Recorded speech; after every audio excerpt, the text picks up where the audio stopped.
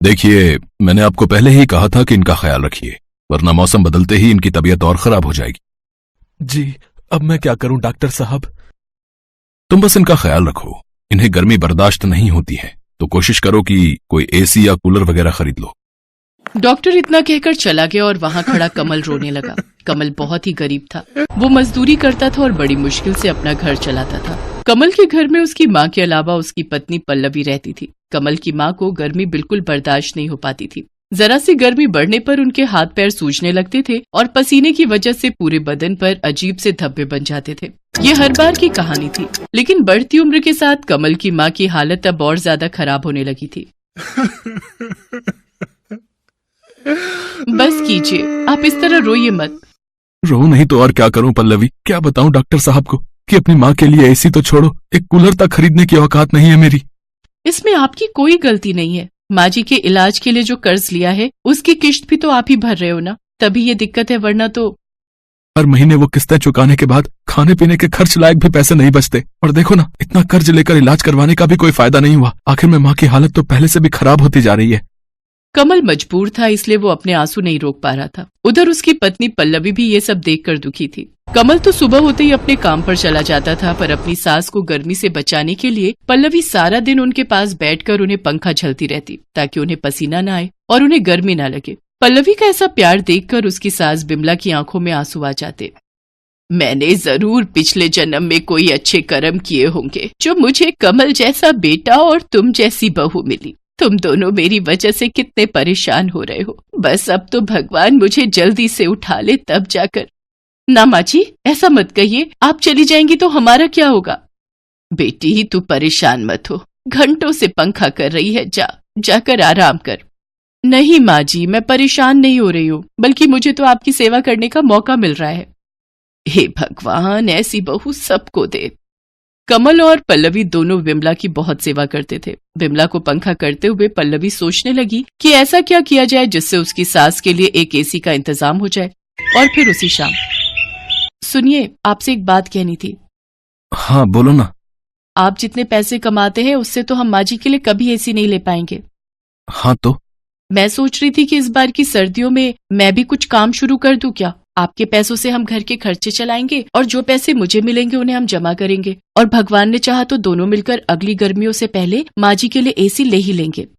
तुम्हारी सोच तो अच्छी है, पर माँ की सेवा, घर का काम और फिर बाहर का काम भी, तुम कैसे ये सब संभाल पाओगी? उसकी चिंता आप मत कीजिए। आप भी तो दिन रात काम करते हो ना, तो थोड़ी सी मेहनत तो मुझे भी करनी चाहिए। ठीक है, जैसा तुम ठीक समझो। किसी तरह गर्मियां बीत गई और फिर बारिश आई तो बिमला, कमल और पल्लवी ने राहत की सांस ली। जैसे जैसे गर्मी कम हुई, बिमला की तबीयत भी कुछ बेहतर होने लगी और साथ ही पल्लवी ने भी काम ढूंढना शुरू कर दिया। एक दिन पल्लवी एक बंगले पर पहुंची। कोई है क्या? जी हाँ, बताइए। भैया, मैं काम ढूंढ रही हूँ। कैसा काम? अब कैसा भी, झाड़ू बर्तन वगैरह। ओह हाँ, है ना। एक्चुअली मुझे भी एक मेड की तलाश है। तो आपने पहले कहीं काम किया है ना? नहीं, पहले तो कहीं काम नहीं किया। अच्छा, चलिए कोई बात नहीं, आप अंदर आ जाओ। पल्लवी घर के अंदर आई तो उसने देखा कि वो एक बड़ा सा हॉल था और वहाँ काफी सामान था, लेकिन सब कुछ पैक रखा हुआ था। आप कहीं जा रहे हैं क्या? नहीं, मैं तो कल ही यहाँ शिफ्ट हुआ हूँ, तो अभी तो सामान खोल कर लगा ही रहा हूँ। अच्छा, तो घर के बाकी लोग कहाँ हैं? मैं अकेला ही हूँ दीदी, मेरी जॉब लगी है यहाँ, परिवार साथ नहीं रहता। राज ने पल्लवी को दीदी कहा तो उसे बहुत अच्छा लगा। राज अकेला है ये सुनकर पल्लवी पहले तो थोड़ा झिझकी, लेकिन फिर उसके दीदी कहते ही उसे अच्छा लगा। राज ने पल्लवी को काम पर रख लिया। अब पल्लवी रोज सुबह सुबह राज के घर आती। उस वक्त तक राज सो रहा होता था। पल्लवी सबसे पहले उसे उठाती, फिर उसके लिए चाय नाश्ता बनाती और फिर पूरे घर की साफ सफाई करती, और इस काम के बदले राज पल्लवी को अच्छे पैसे भी देने लगा। फिर एक दिन, दीदी आप एक काम करो, कल मत आना। क्यों, क्या हुआ भैया? अरे आपको काम करते करते हफ्ता हो गया, तो एक छुट्टी तो बनती है ना हफ्ते में, वरना आपकी सास आपसे नाराज हो जाएंगी। नहीं होंगी भैया, मेरी सास बहुत अच्छी है, कभी मुझ पर नाराज नहीं होती। अब वैसे ठीक है, मैं कल नहीं आऊंगी। बिमला के आराम के लिए कमल और पल्लवी दिन रात मेहनत कर रहे थे। उधर पल्लवी और राज में अच्छी बनने लगी थी। वो राज का पूरा ख्याल रखती थी, बिल्कुल एक बड़ी बहन की तरह। राज भी उससे खूब बातें करता था और उसे बड़ी बहन की तरह ही सम्मान देता था। एक दिन राज ने पल्लवी से पूछा, दीदी आपके पति क्या करते हैं? मजदूरी करते हैं भैया। अच्छा, और आप कब से काम कर रही हो? नहीं भैया, आप पहले हो जिनके यहाँ मैं काम कर रही हूँ, इससे पहले कभी जरूरत ही नहीं पड़ी। तो अब ऐसी क्या मजबूरी हो गई कि आपको घर से बाहर निकलकर काम करना पड़ रहा है? ये बात सुनकर पल्लवी की आंखों में आंसू आ गए और उसने रोते हुए राज को सारी बात बता दी। पल्लवी और कमल का अपनी माँ के प्रति प्यार और सेवा भाव देखकर राज भी भावुक हो गया। ऐसे ही कई दिन बीत गए। पल्लवी और कमल एसी के लिए काफी पैसे जोड़ चुके थे, लेकिन होनी को कुछ और ही मंजूर था। गर्मियाँ एक बार फिर वापस आने वाली थी। ऐसे में बिमला अचानक बेहोश होकर गिर पड़ी। उसे दिल का दौरा पड़ा था, तो जो पैसे दोनों ने एसी के लिए कमाए थे वो सारे के सारे बिमला के इलाज पर खर्च हो गए और फिर लगता है हम माँ जी के लिए एसी खरीद ही नहीं पाएंगे। हिम्मत रखो पल्लवी, ऊपर वाला हमारी परीक्षा ले रहा है। पर कब तक? 1 महीने बाद फिर गर्मी शुरू हो जाएगी और फिर माँ जी को और ज्यादा परेशानी होगी। कमल चुप था क्योंकि पल्लवी की बात सही थी। फिर अगले दिन पल्लवी राज के यहाँ काम करने गई तो उसने राज से कुछ नहीं कहा, बस चुपचाप अपना काम करती रही। ये देखकर राज समझ गया कि जरूर पल्लवी किसी परेशानी में है। राज के बार बार पूछने पर फिर पल्लवी ने उसे सारी बात बता दी। राज को भी पल्लवी की बात सुनकर बड़ा अफसोस हुआ। और फिर अगले ही दिन, दीदी वो आपसे एक बात कहनी थी। हाँ भैया बताइए ना। दीदी वो मेरी कंपनी ने मेरा प्रमोशन कर दिया है और उसके लिए मुझे दुबई भेज रहे हैं, तो मुझे अब यहाँ से जाना होगा।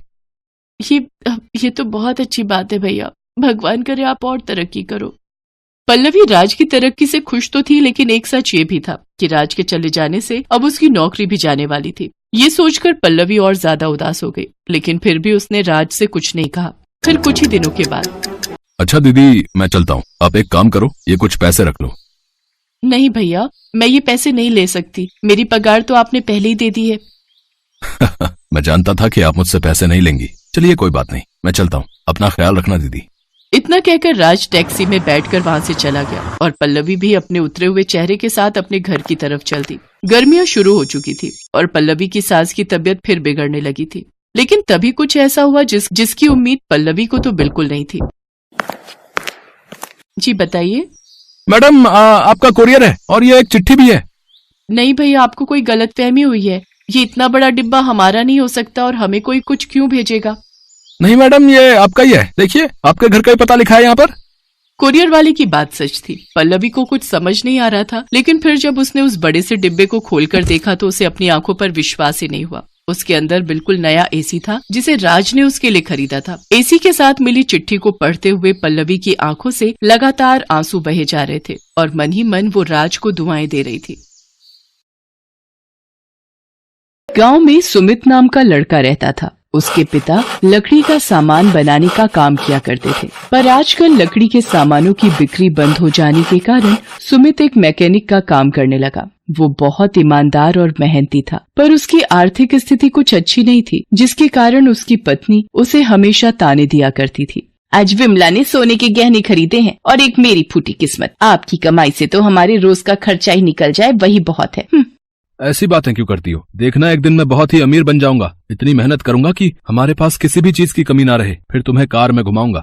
मेहनत से कभी कोई कुछ हासिल कर पाया है भला? अब आपकी चिकनी चुपड़ी बातों में मैं आने वाली नहीं। जब से इस घर में मेरी शादी हुई है, मैंने तो सपने देखना ही छोड़ दिया।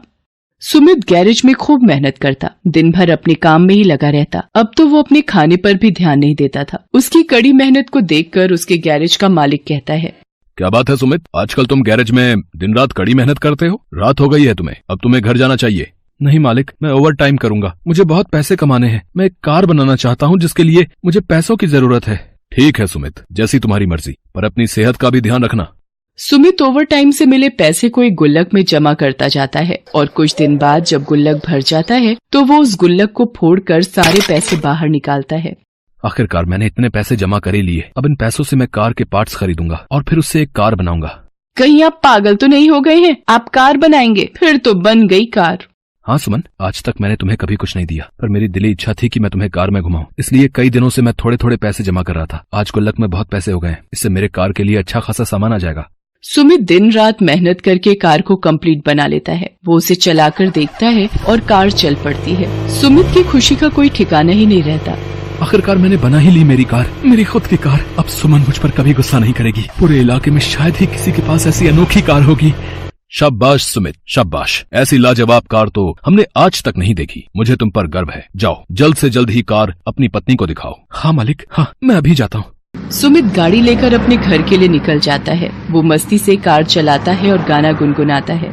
चला जाता हूँ किसी की धुन में, धड़कते दिल के तराने लिए। रास्ते में उसकी नजर एक फूल की दुकान पर पड़ती है। वो फूल लेने फूल वाले की दुकान के पास अपनी गाड़ी रोकता है। वो मन ही मन सोचता है, सुमन के लिए कुछ फूल ले लेता हूँ, वो तो बहुत खुश हो जाएगी। गाड़ी से उतरकर वह फूल वाले से कहता है, अरे फूल वाले भैया, जरा अच्छे अच्छे लाल गुलाब दिखाना। देखिए भैया, कौन से गुलाब पैक कर दूं? हैं? सारे गुलाब ताजे हैं। ये लाल गुलाब लीजिए, भाभी खुश हो जाएंगी, बता रहा हूँ।